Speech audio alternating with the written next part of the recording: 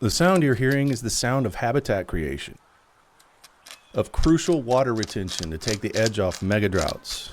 It's the sound of fire breaks and fire refugia being born. This sound, if multiplied by millions throughout the West, is the sound of ecological salvation through restoration of watersheds on a really big scale. Join me today as I talk to an expert on beavers and the plan to reverse the damage done by their removal from the landscape, as well as what we can look forward to if we rewater the West by flooding it with beavers.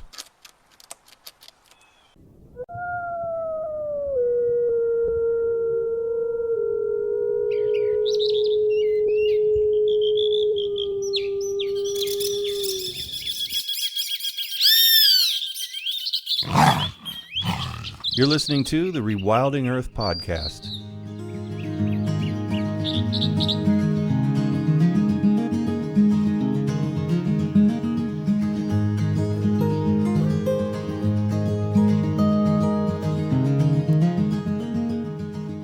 The Rewilding Earth podcast is supported by businesses such as Patagonia, Catula, and Biohabitats, as well as the Whedon Foundation and listeners like you. If you love the work that the Rewilding Institute is doing, please consider donating at rewilding.org. And be sure to sign up for our weekly newsletter while you're there. Ben Goldfarb is an award-winning environmental writer whose journalism has appeared in Mother Jones, Science, The Guardian, Orion, High Country News, and many other publications. His fiction has appeared in the Bellevue Literary Review, Motherboard, and Hopper. He has spoken about environmental storytelling at venues including Stanford and Yale Universities, the American Fisheries Society, and the North American Congress for Conservation Biology. And today we're talking about his book, Eager, The Surprising Secret Life of Beavers and Why They Matter. Ben, thanks so much for taking the time to be on the Rewilding Earth podcast today. Thanks a lot for having me, Jack. I'm a fan, and I know you're probably sick of hearing it by now because the book came out in 2018, but I love your book and I appreciate the humor. Oh, my pleasure. And they're inherently comedic. They're these big, fat, smelly rodents. You got to embrace the comedy of beavers, I think. It feels like beavers would have a good sense of humor. Not like those stuffy otters. I think otters are pretty uptight, but beavers can crack a joke. Well, I know a lot of our listeners have already read your book by now.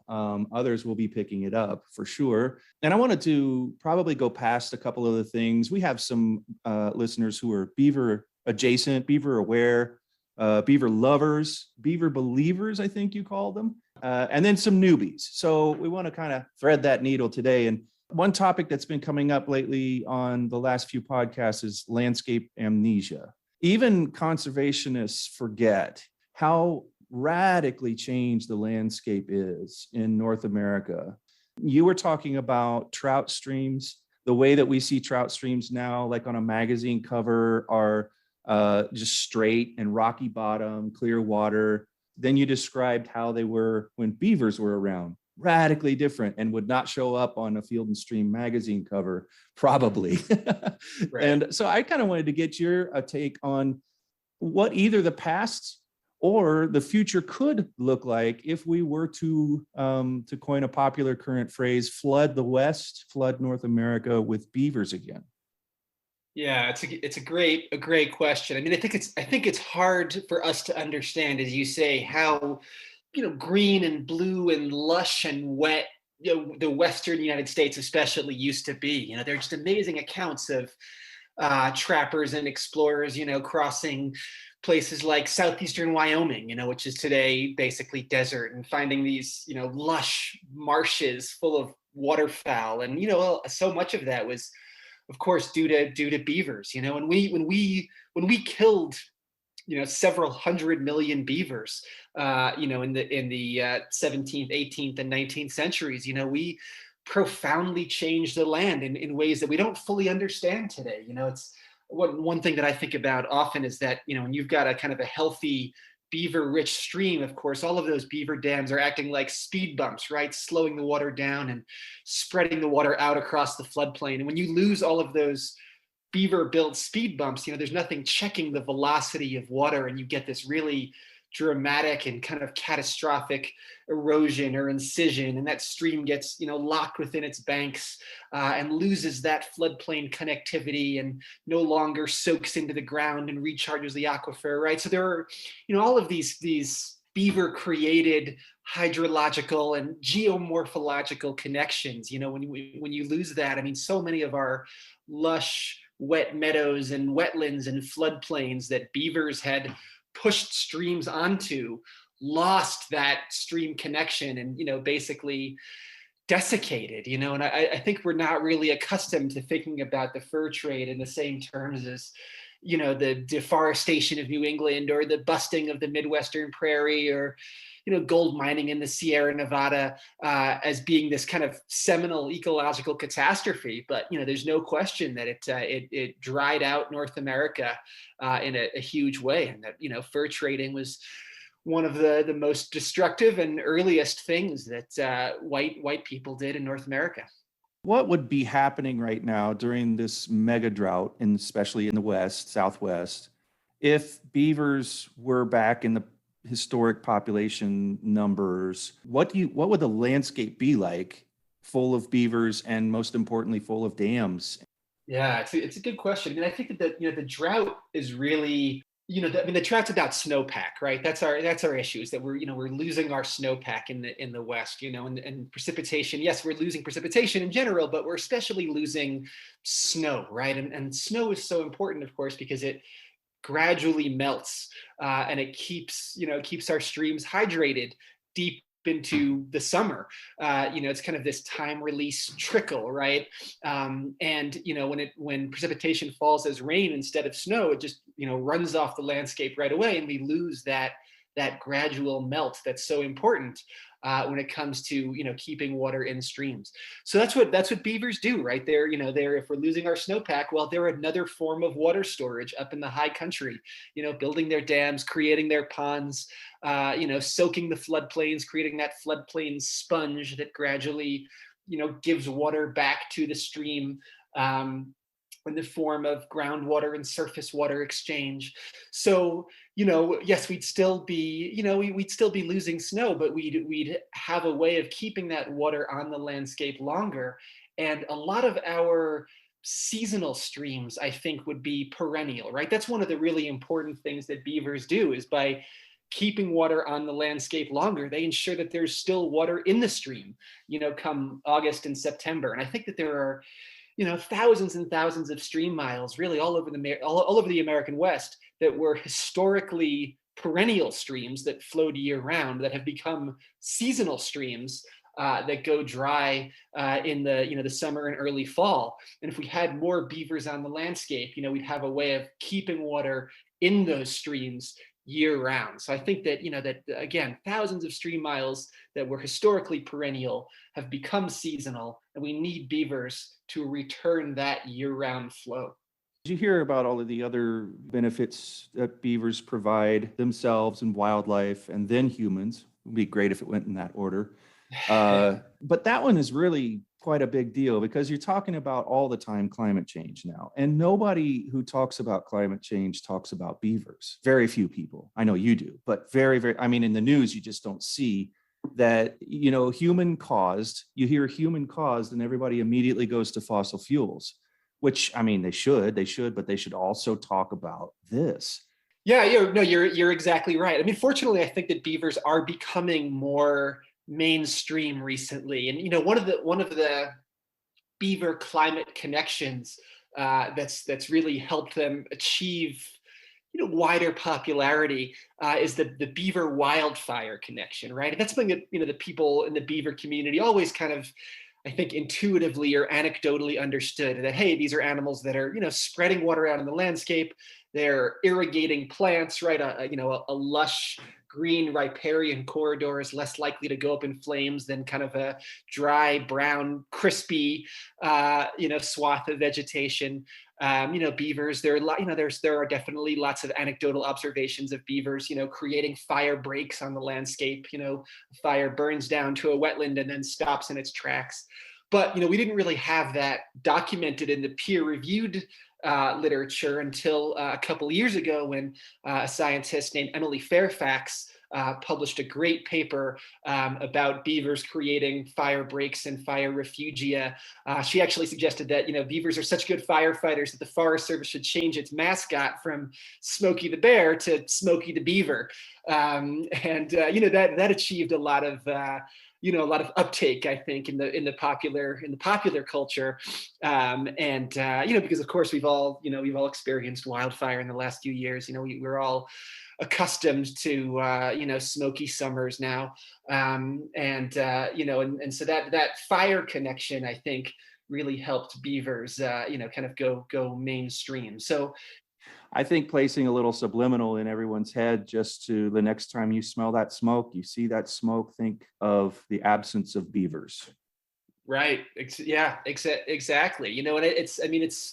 Emily's talked about the idea of even fireproofing communities with beavers. Could you have this kind of beaver created wetland or riparian buffer, that helps protect, communities in California and other states from wildfire? There's a kind of a public safety benefit there too, potentially. Why is it impossible for me not to picture a beaver with a clipboard and a hard hat?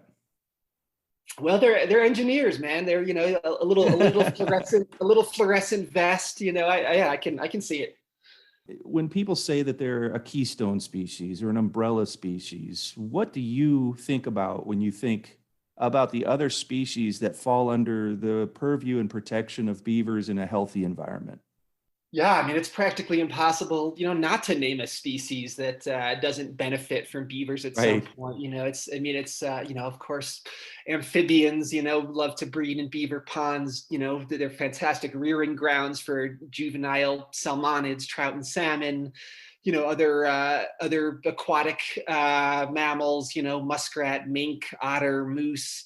See a million waterfowl and wading birds around beaver complexes. I don't know. There's, but it's funny. There are all of these, kind of great classic scientifically proven connections. But every time you go to a beaver complex, there's something cool and new and weird to observe. I'll give you a couple of examples of that. So first, a few years ago, I went to Voyageurs National Park in Minnesota, which is just like this incredible beaver mecca.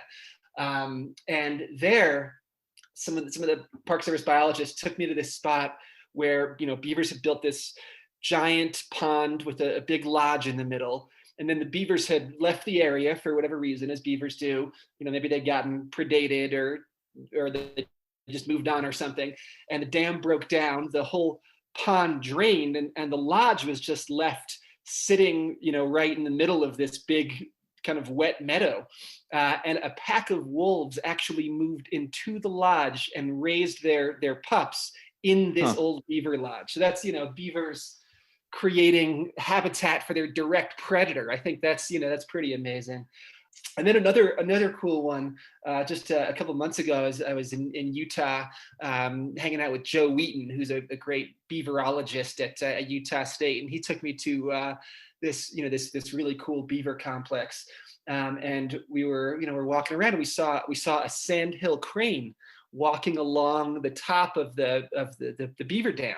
And I was like, wow, that's pretty cool. I've never seen a sandhill at a beaver complex before. So, I took some pictures, and then I posted the pictures on Twitter, and a person replied and said, hey, zoom in, right at that sandhill crane's feet. So I zoomed in, and there were 2 eggs that she'd actually nested on top of the crest of the beaver dam, which is incredible, right? So that's never been observed in the literature, but anecdotally, it was just this incredible experience of seeing beavers creating this amazing little nesting island, essentially, for sandhill cranes.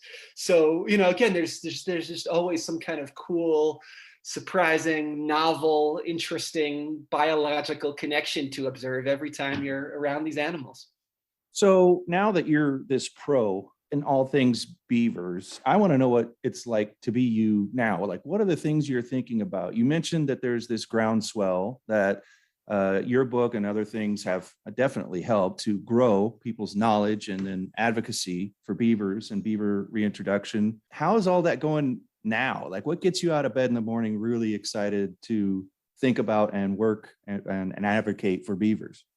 I think that one of the cool things about beavers is just what an urban species they are, right? They're, like, I don't think we don't really think about beavers in the same way that we think about, coyotes or raccoons, these animals that can kind of live in our midst, but they really can, they can live anywhere that we tolerate them. I mean, there are more beavers in Seattle than there are in Yellowstone National Park. They're just very hardy animals that do well around people when we give them a chance to live, and they're just so many incredible case studies of beavers, filtering out stormwater pollution in urban areas, or or creating these wonderful little pockets of wetland habitat, next to, there's a famous colony of beavers that, is making a living in a Walmart parking lot in Logan, Utah. And there's this wonderful little pocket of wildness in an otherwise kind of desolate, strip mall hellscape. And of course, there's the famous story of Jose, the beaver who moved into the Bronx River, about 15 years ago, and became this kind of emblem of rewilding in a very urban place. So I think to me, that's really exciting. Nature is all around us, right? You don't necessarily have to go to a national park to experience something amazing and wild. And beavers are one of the agents of restoration and rewilding that's creating wildness in some really urban places, and providing these wonderful ecological services in urban areas too. Again, filtering our water, protecting us from wildfires, promoting the fish that we love to catch. They're these wonderful little provisioners of ecosystem services. So I'm excited by beavers in urban places, and also thinking about how we can coexist with them. There are just so many wonderful, great examples all over the country, in places like Martinez, California, where, the local government officials wanted to kill the beavers in the downtown creek, and, citizens organized to save them, and there are lots of good examples of that now, of, communities kind of coming together around these animals to promote urban wildness. So that's really exciting to me. You're listening to the Rewilding Earth podcast. From humble beginnings to global conservation phenomenon, the rewilding movement continues to grow and thrive amid the greatest ecological challenges our planet has faced in 65 million years.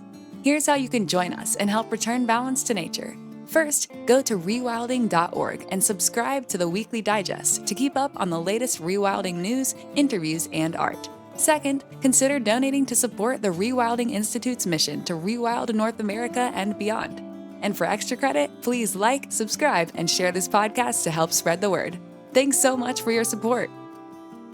What kinds of projects are you seeing that are kind of exciting out there right now, in terms as attitudes change, places where you're seeing them get a new foothold? What kinds of stories do you have to tell about that? Yeah, there are some really cool stories out there. I was just, I mentioned that I was in Utah recently, and then went up to Idaho, and I was hanging out with Joe Wheaton, this Utah State beaverologist, and then this rancher named Jay Wild, and to me, Jay is just one of the most inspiring, exciting stories in all of beaverdom. He's this kind of this old school Idaho rancher, and he had this kind of seasonal stream that used to provide water to his homestead, and he kind of thought, hey, why is this stream drying up? Oh yeah, it used to have beavers. And he reintroduced some beavers to his land, and also Joe and the Utah State guys built some beaver dam analogs, kind of these human-built beaver dams that give the animals a leg up and kind of help them, convince them to stay in the area. Like, hey, there's some dams here already. This is probably a good place to live. So I had visited Jay for the first time in 2017, and I forget how many dams the beavers had built. Maybe like a 10 or 20 or something like that. And it was like, wow, it's pretty cool. These beavers are doing pretty well. They stuck around, they're building a little bit. So, I was curious to come back 5 years later and see what the beavers were up to. So I went back to Jay's place, and it was just mind blowing. The beavers had built more than 200 dams in the last 5 years. Wow. And they built in places that you just wouldn't believe, I think that we sort of have this idea of a good beaver stream being this, kind of gentle, low gradient, meandering stream. But these beavers were building in these really steep, rocky, kind of hardcore environments, in streams with, gradients of, 12 or 15%, streams that you wouldn't consider great beaver habitat. And they were just kind of stair stepping them, creating these beautiful little terraces, and they were just going crazy, so that was just incredible to see. And Jay was seeing, Jay's seen about 2 extra months of water in his stream, thanks to those beavers, just keeping water on the landscape, slowing the flow, hydrating those, that groundwater table. So that was just incredible to see that, hey, Jay started with, I think, I don't know, 5 to 10 beavers. And, 6 or 7 years later, he's got 200 dams and 2 more months of water in his stream. I think that's a pretty incredible, inspiring story. And it's just getting started too. That's the other thing, is that, these beavers are still, spreading up the drainage, finding new areas to colonize, reproducing, spreading through the watershed. So I'm excited to, go back in another 5 years and see what that place looks like. Well, that story begs the question, how do you get your hands on some beavers? If you're a land trust or a private land owner who's just heard that and they want to do that, you can't just pop on down to a beaver store, right? How do people take part in or find out more about projects that they can use on their land to do the same thing? Yeah, it's a good question. One of the challenges is that every state has different regulations around beaver relocation, right? There are some states like Washington that make it pretty easy, and then others that like a lot of northeastern states that it's basically impossible. So you would definitely want to start with your your local, whatever your state fish and game agency is, and figure out what the regulations are, and and then see who's doing this work. Sometimes it's the state agency itself that's relocating beavers. Sometimes it's nonprofits who are doing that work. Sometimes it's native tribes in some areas are getting really into beaver restoration, which is incredibly exciting. So yeah, just figure out your local situation, and then go from there. And most of the beavers that get relocated are quote unquote nuisance beavers. I don't love that term, because really, we humans are the nuisance more often than not. But beavers that are damming in irrigation ditches or road culverts, or cutting down people's apple trees or what have you. Beavers that are kind of messing around on private property, and the landowner wants them gone, and relocation can be kind of a way of giving them a new lease on life, and also repopulating some of these areas that historically had beavers and don't anymore. Now I have a picture in my mind in the Northeast of a guy with a trench coat, and he opens it up and has some beavers in the pockets there. He's like, "Hey, buddy, you need a beaver?" Yeah, that's how beavers got back to the Bronx. That's the it was one of those black market beaver dealers. Hey, you have a project you're working on, or you've put the finishing touches on. You're just waiting for your publisher. Do you want to talk a little bit about that? Sure. So the next book that as you said, nearly done with, that I hope will be out in fall of 2023, is about it's about roads and nature, the science of road ecology, which is basically how roads influence the natural world, and what we can do about that. Everything from building wildlife overpasses and underpasses on major highways to decommissioning or obliterating some of the historic logging roads that are causing big erosion and sedimentation problems in national forests. So thinking about roads at every scale, and in every type of landscape. And I think that's I think that shares some DNA with the the Beaver book. I mean, as you alluded to earlier, Jack, the Beaver book is really about identifying the ways in which our landscapes have changed that we don't fully understand. How did fur trapping transform the land, and how can restoring beavers kind of heal it or begin to heal it? And I think by the same token, roads are this historic environmental impact that we often overlook, right? They're such a kind of a ubiquitous fundamental part of our lives, that we just we use them every single day without really thinking about them. They're almost invisible to us, whereas to an animal as small as a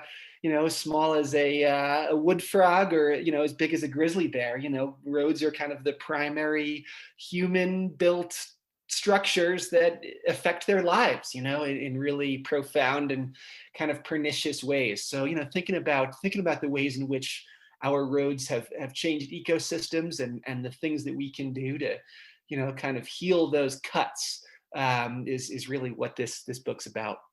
I heard in the 90s, when we were doing a little bit of road ripping in partnership with the Forest Service, helping them take out roads Cool. with augers, and we had a lizard guy with us. And we were taking these great big cores out of these volunteered roads, maybe old logging roads, and he was going behind us and sticking sticks down in the holes that were about 2 feet deep and maybe a foot wide.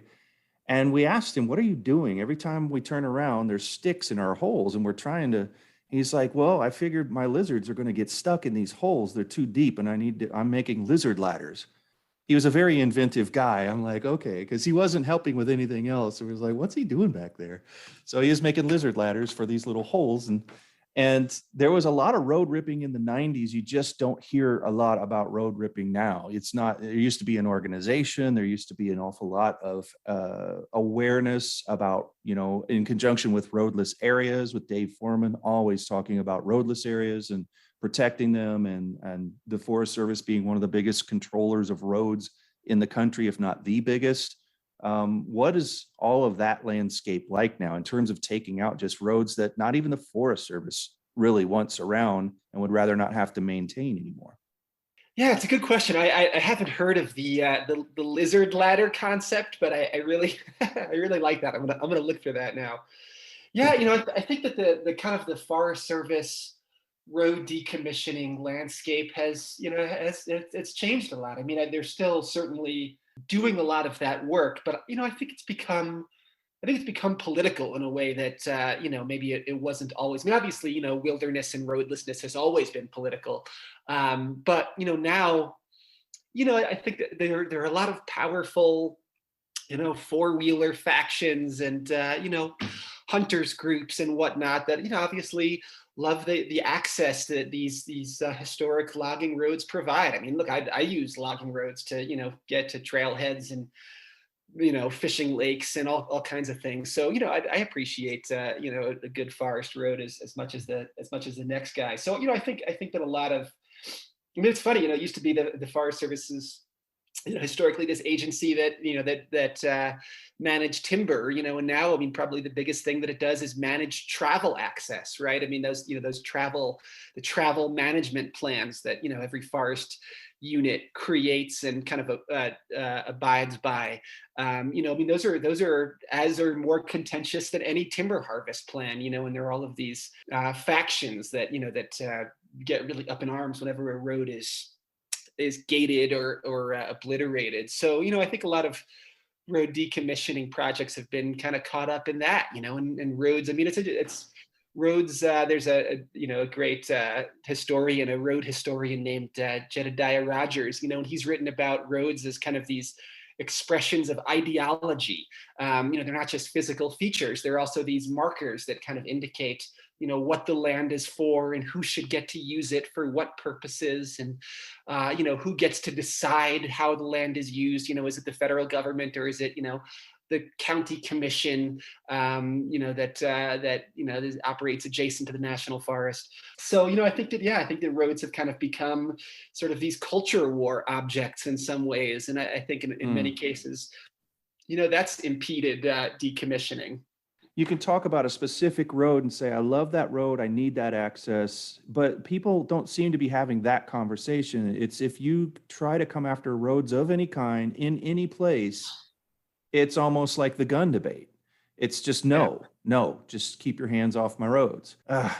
So we haven't made much progress if that's the same thing that because we were doing that in the 90s, and before that they were doing it in the 80s, the 70s. What do you see in terms of projects that are good examples of people coming together, compromise being made, work being done to tear out roads that really just are so unnecessary and would have such a benefit to wildlife?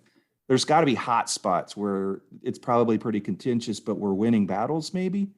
Yeah, it's a good question. I mean, certainly there's a lot of road decommissioning happening in from Northwest Montana right now.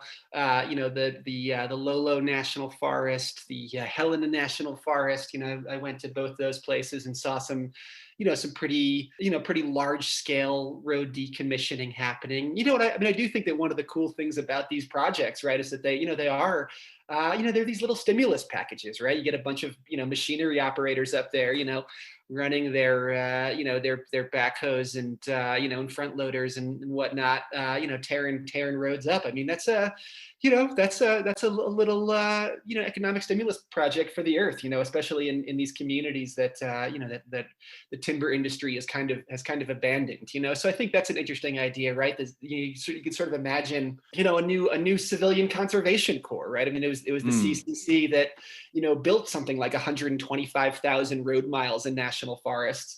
And how many people could we hire to tear some of those roads out? So I think that in some of these forests where road decommissioning has happened at a pretty large scale, I mean, I think that that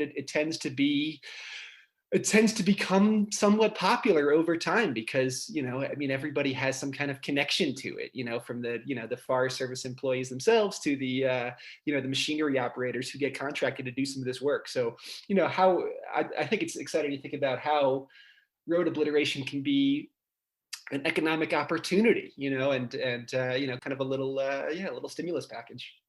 Everything that we have now is on the back of nature, and we have this economy that says we have to grow and we have to perpetually grow, otherwise we die. And I've always fantasized that there's got to be some solution of going back the other direction, sort of like when a ripple from the middle of the pond hits the edge of the pond and starts coming back. And beavers are one of those ripples to me.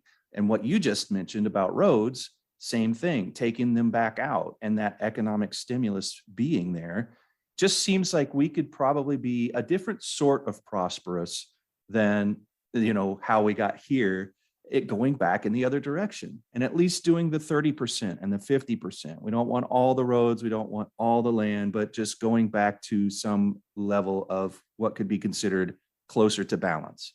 Yeah, it's a beautiful idea for sure. And I mean, I think that one of the interesting, a lot of what I write about or try to write about in this book is sort of the analogies or the parallels between how roads shape nature and in wild communities, and how they shape our own lives as humans. I mean, it's you read about, of course, the history of urban freeways and interstates in big cities, and how freeways were used as these slum clearance programs to basically intentionally destroy Black and other minority communities, and now there are all kinds of wonderful projects in urban areas to destroy or kind of reconfigure this historically deleterious infrastructure and kind of remake our cities by removing highways from them.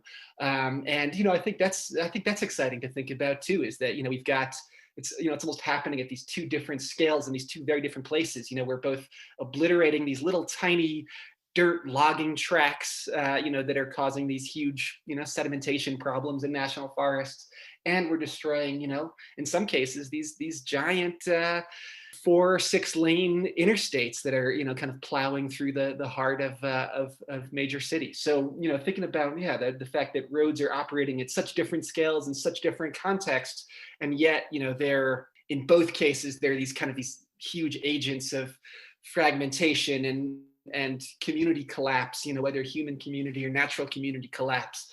And, how can we kind of pull that knife out, and as you said, kind of move back to a pre-roaded state, and get some benefits that way. So I'm trying to be both forward thinking, but as you alluded to, kind of rearward thinking as well. How can we kind of undo some of the damage we've done? There are great examples of places where we're removing roads, right? But that's, we have 4 million miles of roads in the United States. And, are we going to remove, what, I don't know, a few hundred or a few thousand miles of them? I think that like all of the Forest Service roads that have ever been decommissioned add up to, I think, about 10,000 road miles. And meanwhile, there's something like 370,000 miles still in the system, right? So, ultimately, we're kind of stuck with this infrastructure. We're not going to destroy I-70 or 80 or 90, right? These interstates are, they're with us. And, it's wonderful to think that we could change American car culture, but I don't know how realistic that is. I mean, how many people are we really going to pry out of their vehicles? We could give them other transit options, and certainly we should. But we're never going to be rid of our highways or our cars. And in fact, autonomous vehicles are just going to make kind of car culture, I think, probably more convenient and cheap and ultimately entrenched. A lot of road ecology, I think, works within the system that we have, right? Things like wildlife overpasses and underpasses, and roadside fencing that guides animals to those crossing points. That stuff is great, and it enhances the connectivity of the landscape without really challenging the existing automobility structures, that kind of govern society. And that's something that I've thought a lot about in this book, is like how radical to be in sort of what I prescribe or call for in this book. Are you pragmatic and say, look, we're stuck with these interstates, and let's kind of retrofit them to make them as permeable to animals as possible and as safe as possible? Or do you say, hey, what we really need is this, kind of sweeping change, where, as you said, we get rid of, let's say, 30% of American roads. That sounds, incredible, but I don't know that's ever going to happen. You want to be pragmatic, but you also don't want to be, you don't want the perpetuation of the car to be this self-fulfilling prophecy, obviously, where you say, well, we're just, we're stuck with personal cars, and we're always going to be stuck with personal cars. So, let's just work with the system we have, and try to make it as unterrible as possible.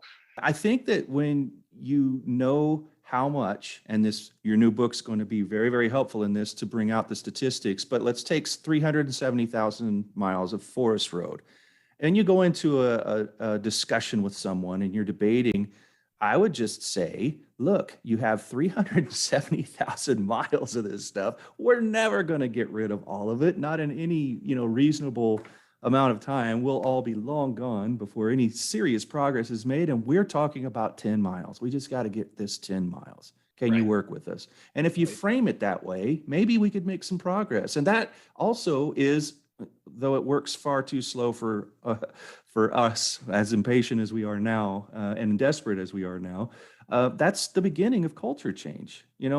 There's maybe cars still left in that culture, but we've changed because we're starting to do overpasses. We're starting to take out roads that are unnecessary, giving back to species that really need that area unperturbed. And still everybody has tons and tons of roads.